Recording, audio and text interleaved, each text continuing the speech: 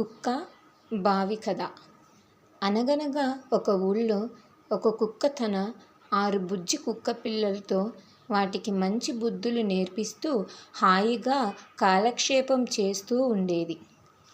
ఒకరోజు తన పిల్లలతో ఊళ్ళో తిరుగుతుండగా ఒక బావి కనిపించింది.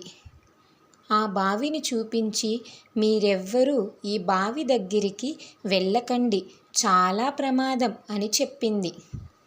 కుక్కపిల్లలు ఒకరోజు ఆడుతూ ఆ బావి దగ్గరకే వచ్చాయి. వాటిలో ఒక బుజ్జి కుక్క, అమ్మ ఎందుకలా చెప్పింది, ఇదేమిటో చూడాలి అనుకుంటూ ఆ బావిలోకి తొంగి చూసింది. బావిలో తన నీడని చూసి లోపల నిజంగా ఇంకొక కుక్కపిల్ల ఉందని దానిమీద అరవటం మొదలుపెట్టింది. లోపల ఆ కుక్క ప్రతిబింబం దీనిలాగే అరవటం చూసి దానిలో పోట్లాడడానికి బావిలోకి ఒక్క దూకు దూకింది.